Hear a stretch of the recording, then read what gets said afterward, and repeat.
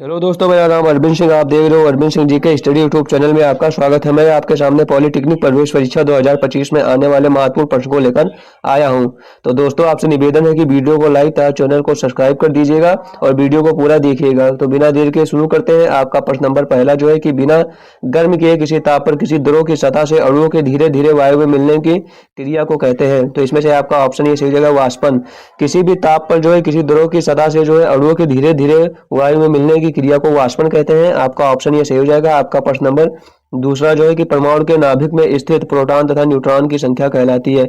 आपका प्रश्न नंबर दूसरा पूछा है कि परमाणु के नाभिक में स्थित प्रोटॉन तथा न्यूट्रॉन की संख्या क्या कहलाती है, तो वह हमारा कहलाती है द्रव्यमान संख्या। आपका ऑप्शन ये सही हो जाएगा। आपका प्रश्न नंबर तीन जो है कि कापर का मुख्य अयस्क है। दोस्तों, इसमें से कापर का मुख्य अयस्क क्या है? क्रायोलाइट है या कापर पाइराइट है या सिनेबार है या गेलेना है। तो इसमें से आपका ऑप्शन बी सही हो जाएगा, कापर पाइराइट।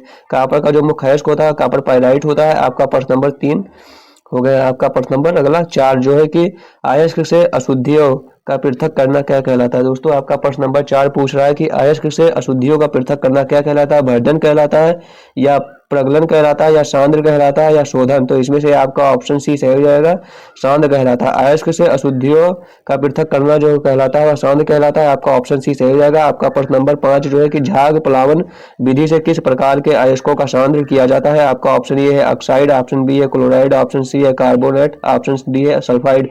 तो इसमें से आपका ऑप्शन डी सही हो जाएगा, सल्फाइड। झाग प्लावन विधि से जो होता है सल्फाइड अयस्कों का जो है सांद्र किया जाता है। आपका प्रश्न नंबर अगला, आपका प्रश्न नंबर जो है छह जो है कि कृत्रिम गोल्ड है। दोस्तों, इसमें से कृत्रिम गोल्ड कौन सा है?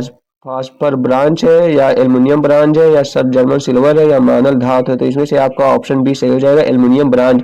कृत्रिम गोल्ड जो हमारा होता है वह एल्युमिनियम ब्रांच होता है। आपका ऑप्शन बी सही हो जाएगा। आपका प्रश्न नंबर सात जो है कि प्रकृति में मुक्त अवस्था में पाई जाने वाली धातु कौन सा है। आपका ऑप्शन ए है रजत, ऑप्शन बी है लोहा, ऑप्शन सी है एल्युमिनियम, ऑप्शन डी है सोडियम। तो इसमें से आपका ऑप्शन ये सही हो जाएगा, रजत।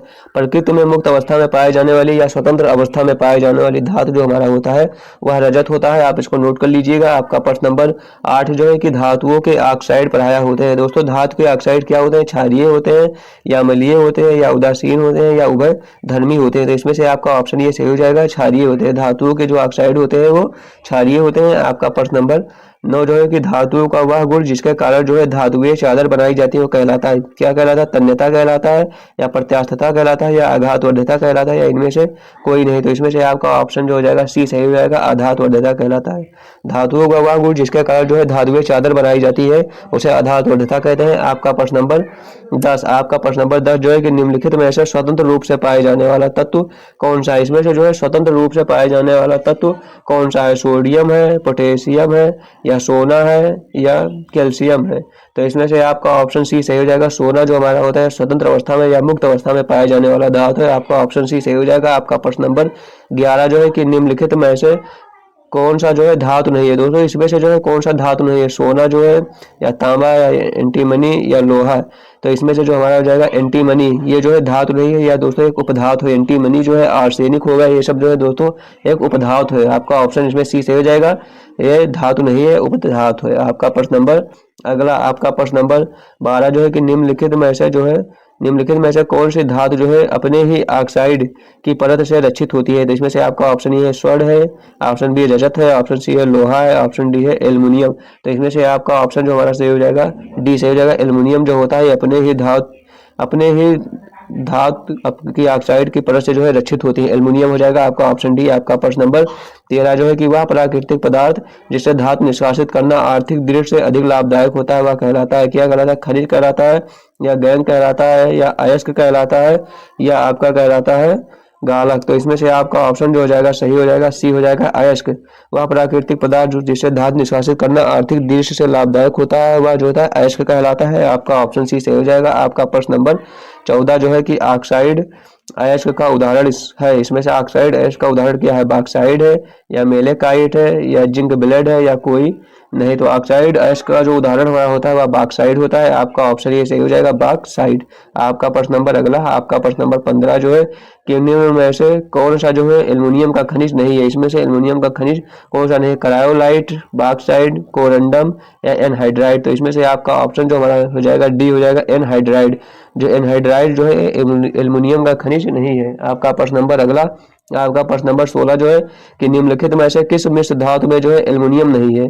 दोस्तों इसमें से किसमें जो है एल्युमिनियम नहीं है, ड्यूरेलियम या एल्युमिनियम ब्रांज में, पीतल में, या डी इनमें से कोई नहीं। तो इसमें से आपका ऑप्शन जो हमारा सही हो जाएगा पीतल। पीतल में जो है इसमें जो है एल्युमिनियम नहीं है। आपका ऑप्शन सी सही हो जाएगा, पीतल में जो है इसमें एल्युमिनियम नहीं है। आपका प्रश्न नंबर 17 जो है कि जब वस्तु जो है समान समयांतरालों में समान दूरियां तय करती है तो उसकी गति क्या होती है। तो उसकी गति जो हमारा होता है क्या होते हैं, अवमंदित होती है, या त्वरित होता है, या असमान होता है, या एक समान होता है। जब कोई वस्तु जो होता है समान समयांतरालों में समान दूरियां तय करती है तो उसकी गति जो होती है एक समान होती है। आपका ऑप्शन डी सही हो जाएगा, एक समान। आपका प्रश्न नंबर 18 जो है कि किसी वस्तु के वेग को 2 गुना कर देने पर उसे सापेक्ष दूरी होगा। किसी वस्तु के वेग को 2 गुना कर देने पर उसे रोकने पर सापेक्ष दूरी होगी। दोस्तों इसमें से प्रश्न छूट गया, तो इसमें से आपका ऑप्शन सी सही हो जाएगा, 4 गुनी। आपका प्रश्न नंबर 19 जो है कि निम्न में से ऊर्जा का सबसे बड़ा मात्रक क्या है। इसमें से जो है ऊर्जा का सबसे बड़ा मात्रक क्या है, किलोवाट घंटा है, या वाट घंटा है, या अर्घ है, या जूल है। तो इसमें से आपका ऑप्शन ये सही हो जाएगा, किलोवाट घंटा जो है या ऊर्जा का सबसे बड़ा मात्रक है। आपका प्रश्न नंबर 20 जो है कि 2 पिंडों के द्रव में डूबे होने पर समान भार है तो ऐसे में क्या होगा, उनके आयतन समान होंगे, या उनके द्रव्यमान समान होंगे, या उनके घनत्व समान होंगे, या इनमें से कोई नहीं। तो ऐसे में जो होंगे उनके द्रव्यमान समान होंगे। 2 पिंडों के द्रव में डूबे होने पर जो है समान भार है तो ऐसे में उनके द्रव्यमान समान होंगे। आपका ऑप्शन बी सही हो जाएगा। आपका प्रश्न नंबर 21 जो है कि अनुप्रस्थ तरंगे बन सकती है वायु में, या जल में, या केवल ठोसों में तथा जल के तल पर, या इनमें से कोई नहीं। तो इसमें से आपका ऑप्शन सी सही हो जाएगा। अनुप्रस्थ तरंगे जो होती हैं वो केवल ठोसों में तथा जल के तल पर ही बन सकती हैं। आपका ऑप्शन सी सही हो जाएगा। आपका प्रश्न नंबर 22 जो है कि निम्नलिखित में से विद्युत चुंबकीय तरंगे नहीं है। तो इसमें से विद्युत चुंबकीय तरंगे कौन सा नहीं है, रेडियो तरंगे, पराशब्द तरंगे, ध्वनि तरंगे, या गामा तरंगे। तो इसमें से आपका ऑप्शन बी जो हमारा सही हो जाएगा, पराशब्द तरंगे जो है ये विद्युत चुंबकीय तरंगे नहीं है। आपका ऑप्शन बी सही हो जाएगा। आपका प्रश्न नंबर 23 जो है कि सरल आवर्त गति जो है किस भौतिक राशि संरक्षण पर आधारित है। सरल आवर्त गति जो हमारा किस भौतिक राशि संरक्षण पर आधारित है। तो इसमें से आपका ऑप्शन जो हो जाएगा सी हो जाएगा, आवर्तकाल। सरल आवर्त गति जो है आवर्तकाल पर संरक्षण पर आधारित है। आपका प्रश्न नंबर जो है 24 जो है कि विस्थापन का मान बढ़ाने से जो है दोलन का आवर्तकाल क्या होगा। विस्थापन का मान बढ़ाने से दोलन का जो आवर्तकाल होता है वो बढ़ जाएगा। यदि आपसे पूछा कि त्वरण का मान बढ़ाने से दोलन का आवर्तकाल क्या होगा तो घट जाएगा। यदि पूछता त्वरण होता कि त्वरण का मान बढ़ाने से दोलन का आवर्तकाल क्या होगा तो घट जाएगा, और पूछेगा विस्थापन का मान बढ़ाने से दोलन काल का आवर्तकाल तो बढ़ जाएगा। आपका ऑप्शन भी सही हो जाएगा। आपका प्रश्न नंबर अगला, आपका प्रश्न नंबर 25 जो है कि शेल आवर्त गति में प्रत्यानयन बल निर्भर करता है गोले के किस पे करता है, विस्थापन पर। आपका ऑप्शन इसमें सी सही हो जाएगा, विस्थापन पर करता है। आपका प्रश्न नंबर जो है 26 जो है कि चमगादड़ जो है निम्नलिखित में से किस आवृत्ति की धुन को सुन सकता है। 20,000 हर्ट्ज से कम, 20,000 हर्ट्ज से अधिक, 10 हर्ट्ज, या इनमें से कोई नहीं। तो इसमें से आपका ऑप्शन बी सही हो जाएगा, 20,000 हर्ट्ज से अधिक चमगादड़ जो होता है 20,000 हर्ट्ज या आवृत्ति से अधिक धुन को सुन सकता है। आपका प्रश्न नंबर 27 जो है कि तांबे की आयताकार प्लेट में एक गोल छेद किया गया है तो प्लेट को गर्म करने पर छेद का आकार क्या होगा, उतना ही रहेगा, या बढ़ेगा, या घटेगा, या इनमें से कोई नहीं। तो इसमें से आपका ऑप्शन जो हो जाएगा बी से हो जाएगा, बढ़ेगा। किसी भी तांबा की जो है आयताकार प्लेट में जो एक गोल छेद किया गया है यदि उस प्लेट को गर्म करेंगे तो जो गर्म करने पर जो छेद का आकार होगा वह बढ़ेगा। आपका ऑप्शन बी सही हो जाएगा। आपका प्रश्न नंबर 28 जो है कि झील के पानी की सतह जो है बर्फ के रूप में जमने जा रही है तो पेंदे के पानी का इस क्षण ताप क्या होगा, 0 डिग्री सेल्सियस होगा, या 4 डिग्री सेल्सियस होगा, या 5 डिग्री सेल्सियस, या 0 डिग्री सेल्सियस। तो इसमें से आपका ऑप्शन जो हो जाएगा 20 हो जाएगा, 4 डिग्री सेल्सियस हो जाएगा। आपका प्रश्न नंबर अगला, आपका प्रश्न नंबर 29 जो है कि दो वस्तुओं के बीच जो है ऊष्मा का प्रवाह निर्भर नहीं करता है तो किस पर निर्भर नहीं करता, उनकी मात्रा पर, या उनके आयतन पर, या उनके द्रव्यमान पर, या इनमें से कोई नहीं। तो इसमें से हो जाएगा आपका ऑप्शन जो हो जाएगा बी, ये हो जाएगा उनकी मात्रा पर। दो वस्तुओं के बीच जो होता है ऊष्मा का प्रवाह जो है उनकी मात्रा पर निर्भर नहीं करता है। यदि आपसे पूछता कि दो वस्तुओं के बीच ऊष्मा का प्रवाह निर्भर करता है, यदि यहाँ पर नहीं होता, पूछता कि दो वस्तुओं के बीच ऊष्मा का प्रवाह निर्भर करता है तब आपका होता उनके तपांतर पर। और यदि पूछता कि उन दो वस्तुओं के बीच ऊष्मा का प्रवाह निर्भर नहीं करता है तब होगा उनकी मात्रा पर। और यदि पूछता कि निर्भर करता है तब होता उनके तपांतर पर। आप इसको नोट कर लीजिएगा या याद रखिएगा। आपका प्रश्न नंबर अगला, आपका प्रश्न नंबर 30 जो है कि परमाणु भट्टी में जो है ग्रेफाइट कार्य करता है। दोस्तों परमाणु भट्टी में ग्रेफाइट जो होता है वह कार्य करता है, किसका करता है, विमंदक का करता है या नियंत्रक का करता है या शीतलक का या ईंधन का। तो इसमें से आपका ऑप्शन ये सही हो जाएगा विमंदक का। परमाणु भट्टी में जो ग्रेफाइट होता है वह विमंदक का कार्य करता है। आपका प्रश्न नंबर 31 जो है कि आयनीकरण क्षमता जो होता है सल्फर अधिक किसमें होता है, आयनीकरण क्षमता हमारा सबसे अधिक किसमें होता है, अल्फा कणों में या बीटा कणों में या गामा कणों किरण में या कोई नहीं। तो इसमें से हो जाएगा आपका अल्फा कणों में। आयनीकरण क्षमता जो हमारा होता है वह अल्फा कणों में सबसे अधिक होता है, इसके बाद में बीटा कणों में, फिर इसके बाद अल्फा कणों में, गामा किरणों में होता है, लेकिन सबसे अधिक जो हमारा होता है वो अल्फा कणों में होता है। आपका प्रश्न नंबर 32 जो है कि विल्सन अभ्रक में कौन सा जो है कोई चिन्ह नहीं छोड़ता है। इसमें बताया कि विल्सन अभ्रक में कौन सा जो है जो कोई चिन्ह नहीं छोड़ता है, इलेक्ट्रॉन है या न्यूट्रॉन या अल्फा कण या कोई नहीं।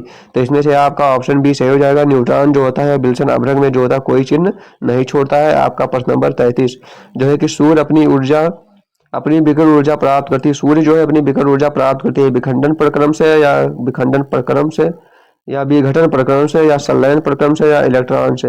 तो इसमें से आपका ऑप्शन सी से हो जाएगा संलयन प्रक्रम से। जो सूर्य होती है अपनी विकिरण ऊर्जा जो प्राप्त करती है और संलयन प्रक्रम से प्राप्त करती है। आपका प्रश्न नंबर 34 जो है कि लीटर जो होता है वह किस पद्धति का मात्रक है। तो किस पद्धति का है, मीटरी का है या MKS का है या ब्रिटिश पद्धति का है या भारतीय पद्धति का। तो इसमें से आपका ऑप्शन ये सही हो जाएगा, मीटरी पद्धति का। लीटर जो है मीटरी पद्धति का मात्रक होता है। आपका प्रश्न नंबर 35 जो है कि प्रकाश वर्ष मात्रक है। प्रकाश वर्ष किसका मात्रक है, दूरी का है या समय का है या द्रव्यमान का है या इनमें से कोई नहीं। तो प्रकाश वर्ष जो मात्रक हमारा है वह दूरी का है। आपका ऑप्शन ये सही हो जाएगा, दूरी का। प्रकाश वर्ष मात्रक जो हमारा है वह दूरी का है, आप इसको नोट कर लीजिएगा।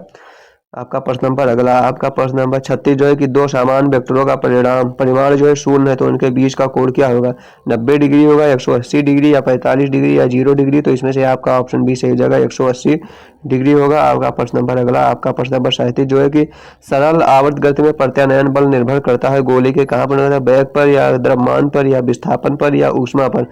तो इसमें से आपका ऑप्शन सी सही हो जाएगा, विस्थापन पर।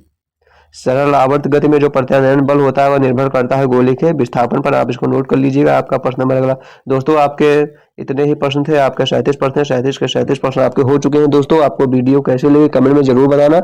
हाँ दोस्तों, वीडियो को लाइक, चैनल को सब्सक्राइब कर दीजिएगा, वीडियो को शेयर भी कर दीजिएगा। दोस्तों फिर मिलते हैं नेक्स्ट वीडियो में, तब तक के लिए धन्यवाद।